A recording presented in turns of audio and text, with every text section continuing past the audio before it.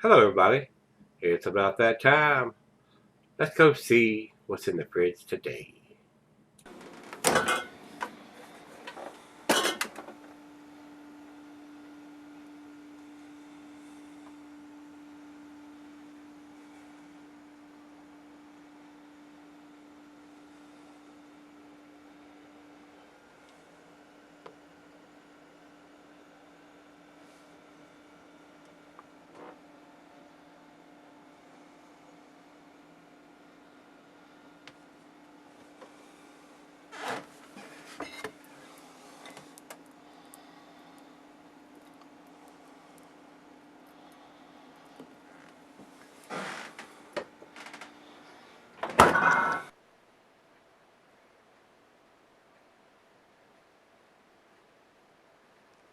Hey, everybody. Thanks for stopping by Gregsbeerreviews today.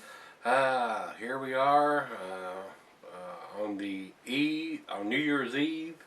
Uh, Hopefully, everybody's going to not drink and drive tonight because the law dogs will be out there in full force, guys. So if you're doing any drinking, get a designated driver if you're out of the house. And if you're like me, you're going to do your drinking in the house. So there ain't no law dogs in here to worry about. I'm not going to be drinking and driving anywhere. So y'all be safe out there tonight. If you do go out drinking, make sure you got somebody that's sober to drive because they're going to be everywhere. Alright, guys, this is Sierra Nevada's Boomerang IPA. And this was sent to me by Aaron. And from what he tells me, I think this comes in the winter variety pack, I think. And he sent me a couple of beers out of that variety pack because I don't buy a whole lot of variety packs. Just to get one or two beers that I haven't had in there before. And that's how they do it. Sam Adams does the same thing, and Sierra Nevada's doing it, and they'll put one or two new beers in there, and all the rest of them stuff I've already had. So I've not had the Boomerang IPA, so thanks again, Aaron, for sending this down to me. This is a fairly big beer. It's 6.7%. It's not a session IPA, if you will. Sierra Nevada is out of Chico, California. I do not have the IBUs listed here, and it says that it is a winter offering. And the commercial description tells us a little bit more here. Over the years, we've developed a love for the hops from the southern hemisphere. These down-under varietals taste like no other, and we've thrown in heaps of them into the Boomerang IPA to showcase their unique tropical, floral, and fruity aromas. Food pairings for this beer is your typical IPAs, curried in your Thai food. Cheeses are pepper, Monterey, pepper jack, sharp blue, cheddar, your more pungent cheeses. And the meat for this is poultry, fish, shellfish, and salmon, and I will add grilled meat to that category. Glassware, the pint, Becker, Nonic, tumbler, mug, stein, or Sidell. I'm going to use this nice tulip glass that Paris sent me. And the beer is not recommended for extended cellarings. And they do have a date on it. And it's written in white on a white label, so how's that going to work? I mean, if you're going to print the ink in white, and you're going to use a white label, how's that going to freaking work? I don't understand that. So somebody's not using their damn head when they're thinking about putting dating on there. I'm glad they're dating the stuff, and it does usually have a digital code on the side of the bottle, which it does. Man, let's see if I can decipher this. I gotta get the Santa Claus glasses out. 10/23/14 is digitized on the side of the bottle here in black. And they've also got it written here, but it is impossible to see because it's white on a white label. Duh. Alright, I'm looking forward to this, Aaron. I do appreciate you sending those two beers down to for me to try, because like I said, I don't buy a lot of variety packs, and I've had a lot of. And I want to rate beer, and I don't do a lot of posting on rate beer, and but I do use them during the reviews just to get some ideas of what other people are thinking and some info here and there about the beers. They had a thing about they did a little article back in the springtime about the best beer reviewers on I guess either on the internet or wherever. And there was a lot of people that mentioned me, and I do appreciate that. And a whole lot of people that mentioned me and said they didn't like what I did because I ramble on so much and I harp so much about the dating on the bottles, and I do. I mean, I just about every review I harp about the dating, guys. So I'm gonna try to trim them back just a little bit, not be so long-winded with these 15 and 20-minute videos. But I do want to give the food pairings and all the pertinent information that I normally do. I just want to try to not be as long-winded and go on and on and on and on. Alright guys, so that's all we need to talk about here. So let's pop the cap on this bad boy. Told everybody I was going to try to do better in 2015. That's one of my New Year's resolutions. Not to be so long-winded on the beer reviews. Alright, into the glass we go.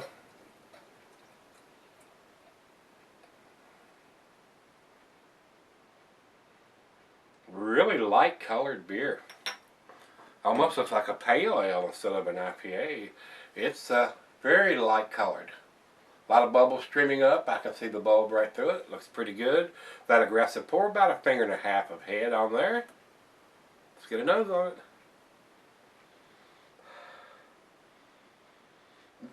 The New Zealand or Australian, the down under hops. I'm thinking that's one or the other there.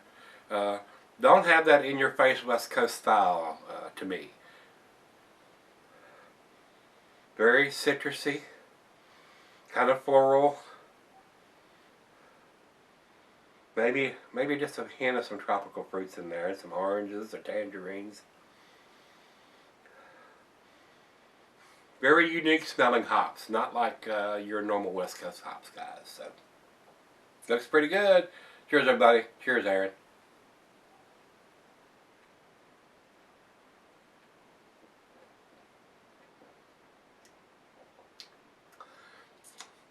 To me, it's very similar. It's not super hoppy, guys. A lot of bitterness on it back, and I would think the IBUs are up there pretty much, 60s and the 70s probably.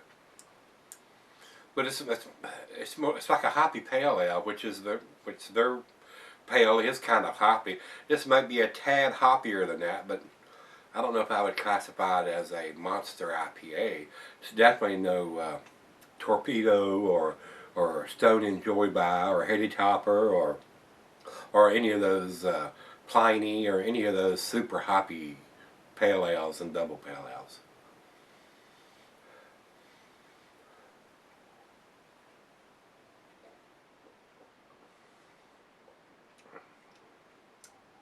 It's very decent.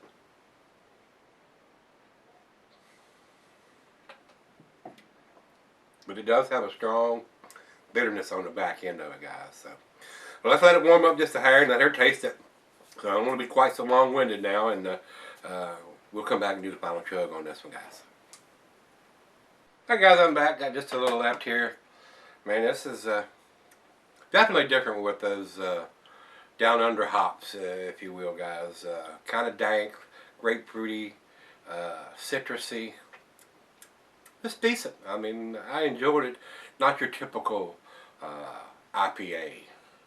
Let's do the final chug.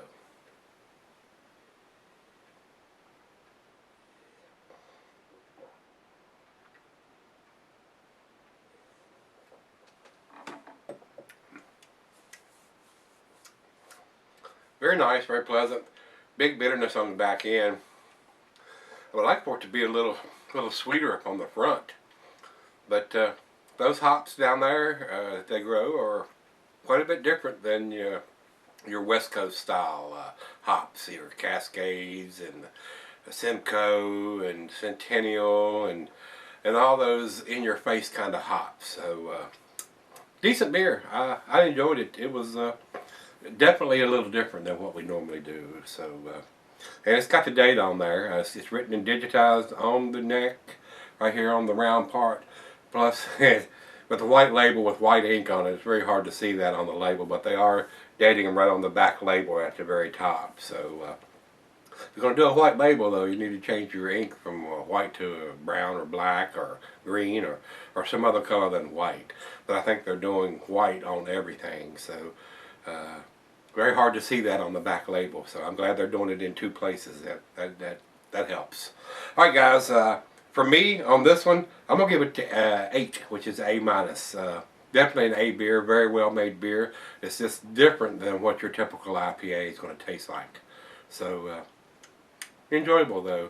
I don't know if I'd want to buy a whole winter variety pack just to get one of these, or 2, however many they're putting in there. So glad I got to try it. Aaron, thanks again for sending it to me. It was kind of tasty, very different though.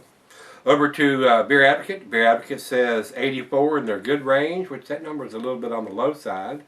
And over to Rate Beer. Rate Beer says overall 93 and 89 in the style. So average both those out, about a 90. That's about what I would give it. Somewhere around 90 for a numeric grade for me. So if you've had this one from Sierra Nevada, the Boomerang IPA. Watch out, it's coming back. Let me know what you think, guys. We're going to go check the fridge tomorrow and see what we got. Hope you got time to stop by. We'll check it out together. See you then.